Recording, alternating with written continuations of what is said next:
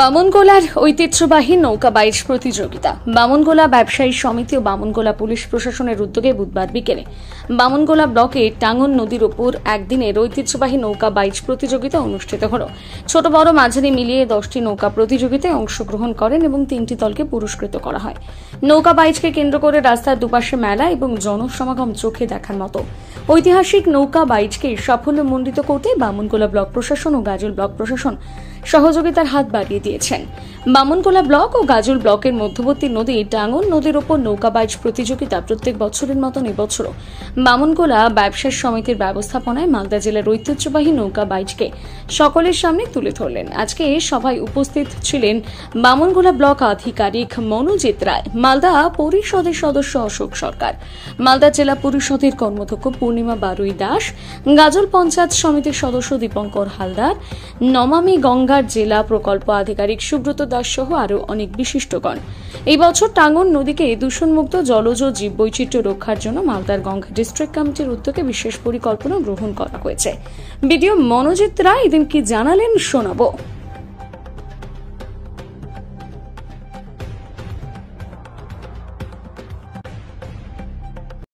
যে উপহার সেটা আমাদের দেওয়ার জন্য আমরা খুব সুন্দর প্রতিযোগিতা উপভোগ করেছি। এই প্রতিযোগিতায় আমরা দেখেছি খেলোয়াড় সুলভ ওনাদের যে আচরণ, সঙ্গে আমাদের যে মালদা জেলা গঙ্গা কমিটিরও অ্যাক্টিভ আমরা পার্টিসিপেশন দেখলাম। ওনাদের বিভিন্ন যে প্রোগ্রাম, বিভিন্ন প্রতিযোগিতা ওনারা করেছে, খুব সুন্দর। এছাড়া বামনগোলা ব্যবসায়ী সমিতির অক্লান্ত পরিশ্রমে এই প্রতিযোগিতা পরবর্তী বছরে আরো ভালো হবে। আমরা অ্যাজ এ ব্লক প্রশাসন, পুলিশ প্রশাসন পাশে আছি এবং এই প্রোগ্রামকে আরো ভালো করার চেষ্টা করব। মালদা জেলা প্রশাসন আমাদের সবসময় এই ব্যাপারে উৎসাহ দেয়। বিভিন্ন রকমের এই বাইক প্রতিযোগিতা যেটা ঐতিহ্যবাহী, সেই ঐতিহ্যবাহী যে প্রতিযোগিতা সেটা আমাদের ধরে রাখতে হবে, বজায় রাখতে হবে। এটা আপনাদের আমি সকলকে অনুরোধ করব এটাকে আরো প্রমোট করার জন্য। আমার পূর্ববর্তী বক্তা রঞ্জিত সরকার মহাশয় বারবার বললেন যে এবার যে বাইচ নৌকো হয়েছে যে পরিমাণে আছে, পরবর্তী বছরে আমরা যেন এর ডাবল ট্রিপল দেখতে পাই, আমি আশা রাখবো। বামনগোলা ব্যবসায়ী সমিতি আমার বিশ্বাস তারা সেটা করতে পারবে।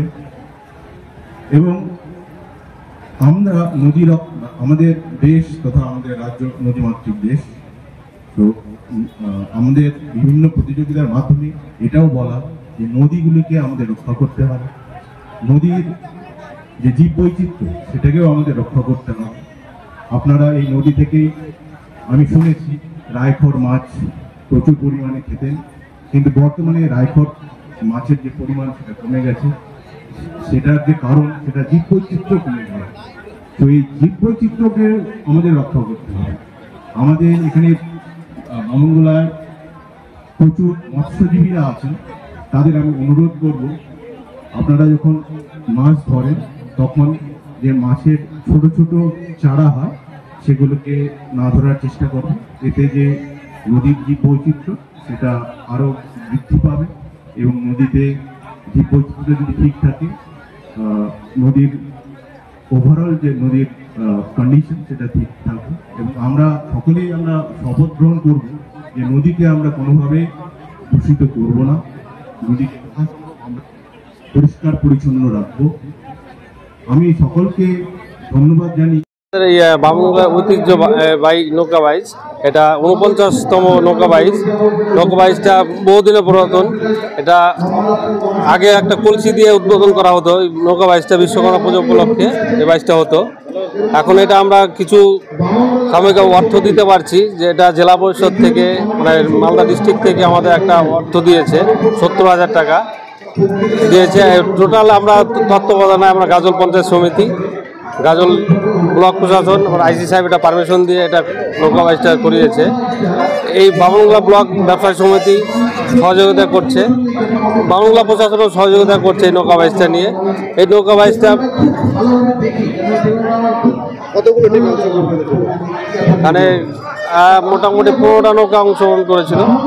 বড় নৌকা আছে, ছোট নৌকা আছে, মাঝারি আছে। সেকেন্ড প্রাইজ কি দেওয়া হতো? ফার্স্ট প্রাইজ এখানে 10,000 টাকা, সেকেন্ড প্রাইজ 8,000 আর থার্ড প্রাইজ 7,000। কত দূর থেকে দর্শকরা আসেন এখানে? বহু দূর দূরান্ত থেকে দর্শকরা আছে। এটা আমাদের উত্তরবঙ্গের মধ্যে খুব বড় ঐতিহাসিক নৌকা বাইচ এটা। আপনার নাম? আমার নাম দীপঙ্কর সরকার, আমি গাজল ভূমি কর্মদক্ষ, গাজল পঞ্চায়েত সমিতির সদস্য। এন্টারটেনমেন্টের জায়গা হয়ে আসছে, যেমন দেখুন আমাদের বই পড়া ব্যাপারটা আমাদের চলে যাচ্ছে আস্তে আস্তে। ফলে যে পুরোনো যে ব্যাপারটা ঐতিহ্য, সেই ব্যাপারটাকে যে ধরে রাখা বা পরম্পরাটাকে যে ধারাবাহিকভাবে বজায় রাখা, এটার জন্য আমি সবাইকে আমি অভিনন্দন জানাচ্ছি এবং ব্যবসায়ী সমিতি আজকের জন্য এটাকে নিয়ে যাবে, আমি তার আশা প্রকাশ করছি। ধন্যবাদ, অনেক অনেক ধন্যবাদ। এবার আমাদের মধ্যে উপস্থিত হয়েছেন কৃষি বর্তমানের মতো এবার ব্যতিক্রম হয়নি।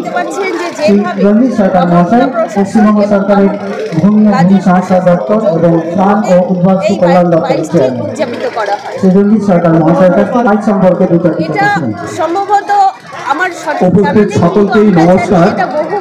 আজকে বিশ্বকর্মা পুজোর দিন এবং বামনগোলা ব্লকে প্রতি বছরের ন্যায় এবছরও ঐতিহ্যবাহী এই বাইক অনুষ্ঠিত হয়েছে এবং খুব ভালোভাবে সম্পন্ন হয়েছে।